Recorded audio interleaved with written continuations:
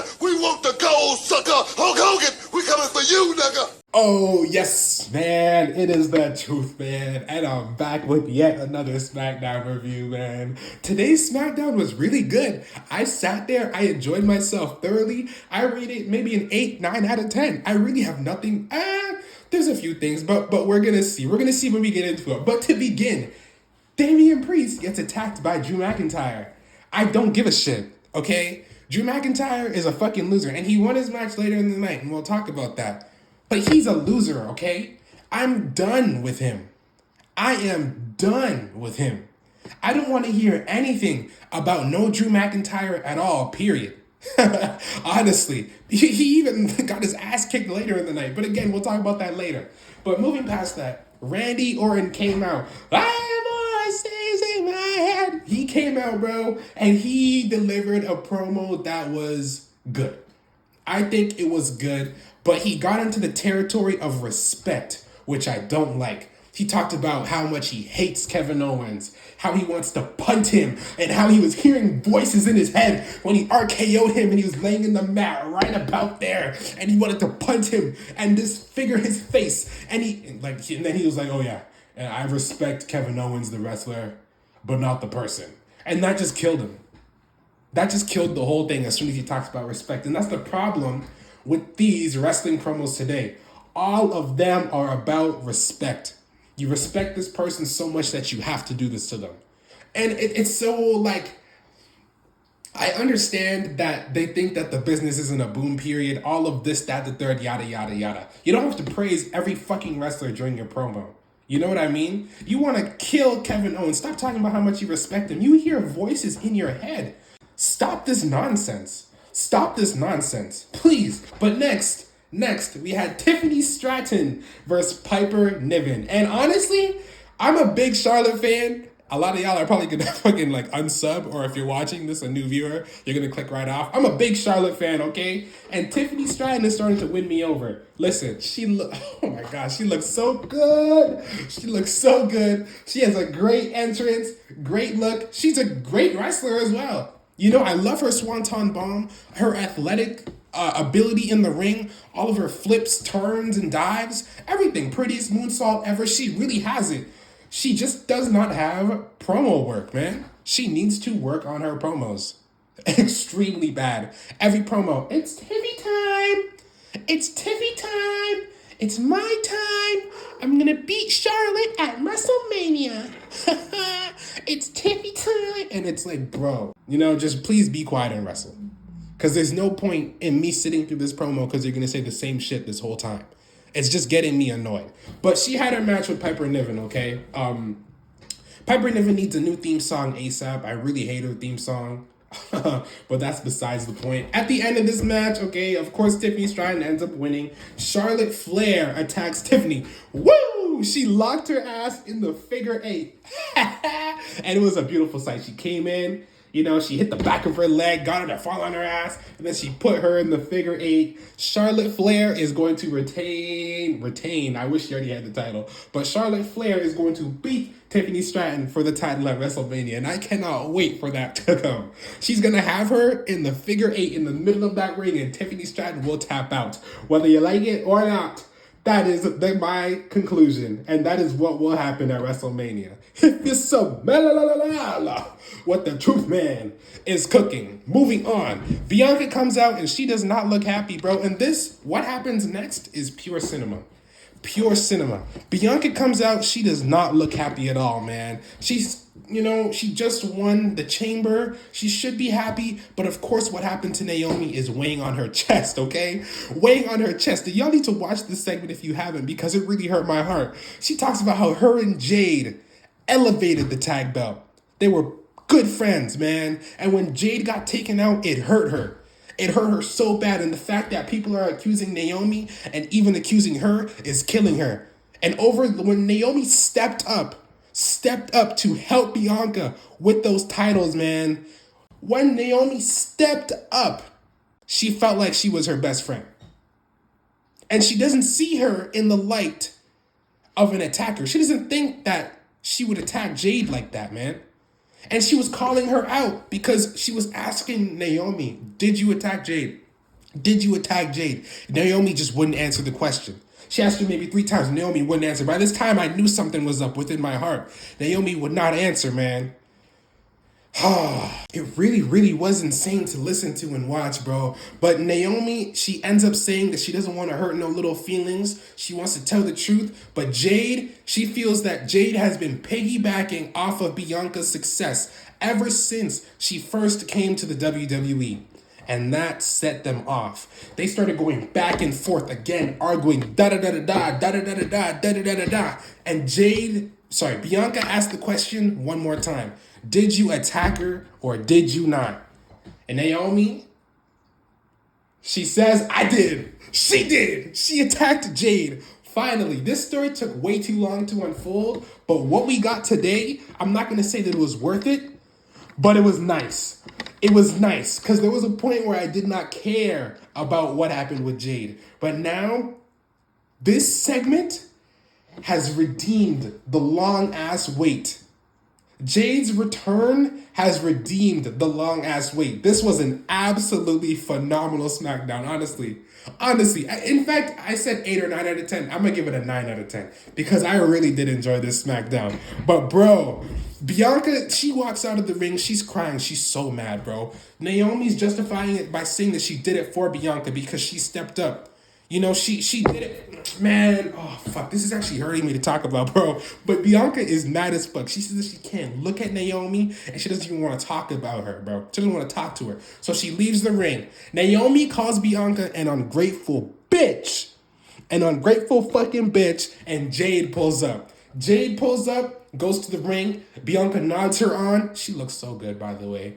But Bianca nods her on, and she starts whooping the piss out of Naomi. Starts beating Naomi's ass, bro. And by the end, she brings her back she took her out of the ring, brought her back in, hit her with the jaded / the glam slam, posted up, and that was that, man. And it was friggin' insane. It was friggin' insane. And this was honestly a good payout. But this honestly could have happened a lot sooner, is the issue. I did not care about Jade's return until she actually, until the return was actually good. But the good return could have happened a while ago. But it is what it is. It happened at the Chamber. I see why. I understand. But there was one thing I did forget to talk about, though. And it was B-Fab and Charlotte Flair. Before this whole thing, they had some stupid shit happening. Was it before or after? I don't know. But I'm going to just talk about it now. B-Fab she walked up to Charlotte Flair when she was being interviewed. I believe it was by Byron Saxton. And she called Charlotte out for saying that the women's division is soft. It's gotten soft. And it's completely true because the division has gotten soft. But B-Fab was like, I heard you say that the women's division was soft. And when I saw B-Fab walk on screen, I was like, who is B-Fab to walk up to the queen? Who is B-Fab to walk up to the 14-time champ Charlotte Flair, the greatest women's wrestler of all time? Woo! Who is B-Fab to do that? And they have a match on SmackDown, which is really goddamn stupid. But they have a match coming up on SmackDown. Whatever. I don't really care. I love to see Charlotte whoop some ass. When she put Tiffany Stratton in the figure 8, I was clapping, I was jumping up and down. I was absolutely loving it. Woo! And she gets to beat B-Fab's ass, but I don't know why B-Fab is stepping up to her. She's going to get demolished by Charlotte. Charlotte is going to, I don't even know. Please have an ambulance on site, a local medical facility, as they would say. But next up, Braun Strowman versus Solo Sikoa. This match was whatever. I really don't even want to talk about it. Solo Sikoa did a Samoan spike to Braun. He really picked him up and it showed incredible strength. But that was the only notable thing about the match. At the end, Tama Tonga came and there was a disqualification. And then Jacob Fatu comes out, bro. His music hits. The crowd is always hyped for him. And honestly, besides his promo stuff, I like him. I feel like he says the same stuff during his promos. But he comes out and there's a face-off between him and Braun Strowman. They both meet in the middle of the ring. They start fighting. Fatu hits him with two super kicks. And the second one knocks Braun out of the ring. Fatu's always yelling, "Hey!" I love that shit. I love his confidence. I love the energy that he brings to the ring. But they start brawling outside, and Braun ends up choke slamming Jacob Fatu through a table. And after maybe 5 seconds, Jacob Fatu gets up, bro, and he's staggering and shit. Man, I like what they're doing with Fatu in the sense that he's basically indestructible. Because getting up after 5 seconds, after a big ass choke slam like that onto two tables, you have to be booked like a monster, and they're booking him like a monster. And I am liking that. I am liking what they're doing with Fatu. They just gotta, I don't know, tell him to do something else with his promos, because him yelling into the fucking microphone for 2 minutes before his match, yada I mean, I'm about to dog walk your ass, saying the same thing every time. It gets old, it gets stale, it gets boring, and I understand that he outshines Solo Sikoa, but he needs to do something else. He can't just be a Samoan street thug, he needs to be something else. Make him something else. Because the path that he's going down right now, I'm afraid that he's just going to get stale, and he's doing this thing with Braun Strowman again. They had a match at Saturday Night's main event, and I thought that this was over. He needs something else. I thought it was going to be Solo versus, Fatu. Some shit like that. But we're getting Braun v Fatu. I don't care about Braun Strowman. Put him back in the Wyatt 6, bro. Put him back in the Wyatt 6 with Alexa Bliss. Put a mask on him again. Let him do something. I'm tired of his ass. But next, we had Chelsea Green versus Michin. This was like the fourth fucking time this has happened. It wasn't a snooze fest, but if it's the fourth time that they're fighting, it's just getting ridiculous. It was a hardcore match. Michin, she always comes out with her trash can and chairs and ropes and chains and shit. But I like her new hardcore gimmick that they're going for. She should have been pushing this right out of the dumpster match that they had a few months ago. And I like what they're doing with this hardcore shit. And Chelsea Green, she came out, she had full Mick Foley gear, man. I really liked and I respected that. And this was a hardcore match. The first thing that Michin did was bite the fuck out of Chelsea's fingers, man. They had trash cans, chairs, chains, just like my boy Mick Foley. And one good spot that I liked, it was the coast to coast. Chelsea Green did a coast to coast. It wasn't quite a coast to coast. They had to move it a little bit closer. Oh, also, Piper Niven came in and she intervened, and that's how they set up the coast to coast. But Chelsea, she hit the coast to coast in quotation marks, and B-Fab ends up coming out for whatever reason. She's having this thing with Charlotte, and now she's coming out to fucking, run Piper Niven out of the arena. But she comes out with the kendo stick and chases Piper Niven out. And at the end, Alba Fire makes a return. Chelsea Green was talking about how she needs someone new, and this is probably setting up something with Piper Niven and Chelsea, because Piper's going to get jealous because Alba Fire's here. And, her return was nice. I'm not familiar with Alba Fire very much. I remember when she won the tag championships. What was it, at Clash at the motherfucking Castle. She won the tag championships there with her released partner. Very sad. And now she's doing this, and I guess we'll see how this plays out. She had a pretty cool return to TV, I guess. I wasn't familiar with her, so I was like, who the fuck is that? But yeah, she helped Chelsea Green win, and was the match for the title? I don't remember. But she helped Chelsea Green win. Next up, we had a Cody Rhodes promo. He came out. This was the first time I've ever been excited for his promo, because John Cena just whooped his ass with the final boss. If you smell. But John Cena just whooped his ass, so I was very excited for this promo. And the beginning of it was a goddamn stinker. Cody Rhodes came out. He started stinking up the whole arena. He dropped his pants, dropped a big almighty crap in the ring.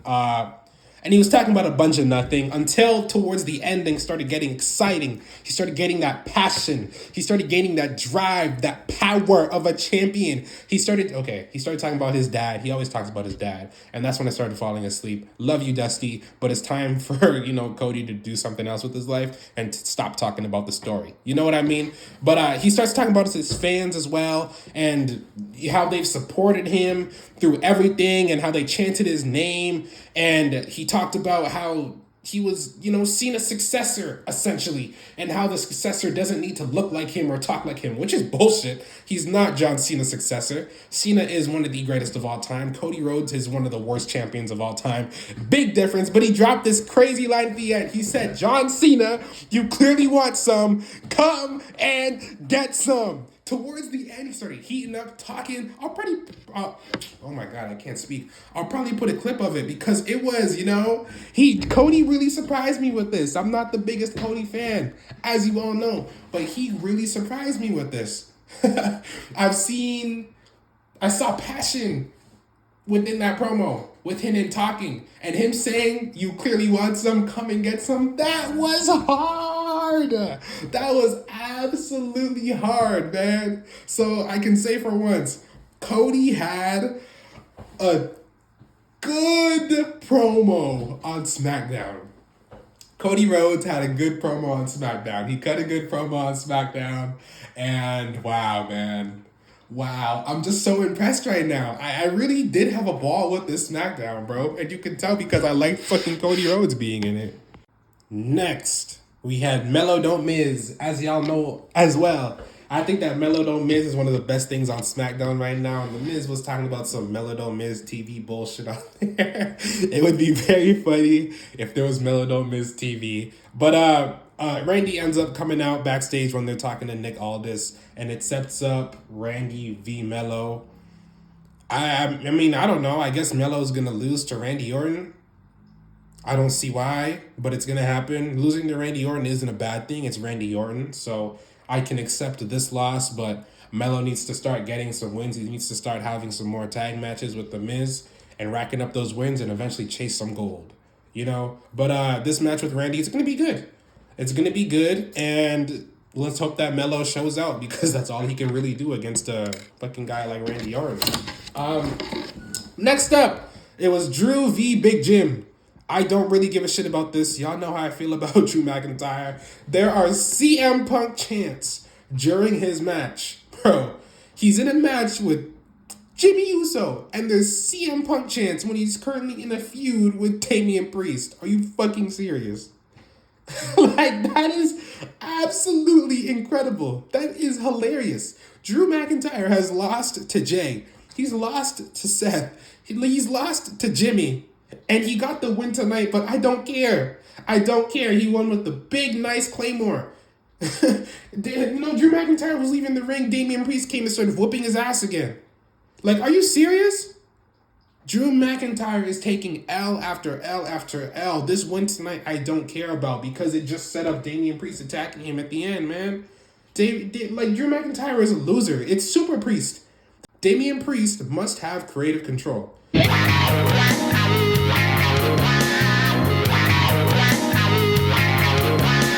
Because I don't know what the fuck is going on. This is Damian Hogan, bro. What is this? Drew McIntyre is dead in the water, man.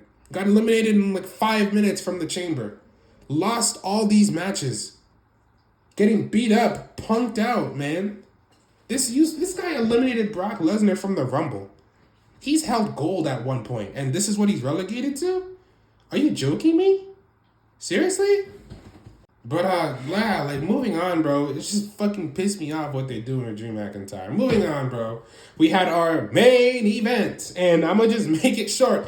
L.A. Knight came out with the big W against Shinsuke Nakamura. He won back his fucking title. Shinsuke's reign has been goddamn garbage, and the only part of this match that I really, really enjoyed was the ending. During this match, though, I don't know if this was, I'm guessing it was a botch. It looked fucking crazy. But there was a suplex, not a suplex, but they were on the top rope. Shinsuke picked LA Knight up and essentially dropped him on his head, bro, right on the side of his face. It looked insane. I think LA Knight was fine. He ended up winning. He was, the ref looked worried, but I think LA Knight was fine. But that was the only crazy thing that really happened during the match. But the ending, man, the referee, Charles Robinson, he got goddamn misted by Shinsuke. LA Knight rolled Shinsuke up. There was no ref to count. So Shinsuke, he ended up getting out of it. Shinsuke gave him a Kinshasa to the front of his head and right to the back of his head. Pinned him. There was no ref. LA Knight got up and he gave him a BFT on the top of his head on a steel chair. A referee ran down. 1, 2, 3. LA Knight got the W. And that was the end of SmackDown. Tonight, man, I enjoyed the show. I really did. I honestly have nothing negative to say. I'd usually be like ranting and yelling right now about how much I fucking hated it. My cat's taking a shit right now, so that's why you hear scratching. But I'd usually be yelling about how much I hated and this and that and the third. But I really enjoyed this show. And I hope that Raw follows in its footsteps. Raw better not be trash. If Raw's trash, you're going to see my title. Raw was trash and I'm fucking pissed. You know? But tonight's SmackDown was good. And yeah, holla at your boy, the Truth Man.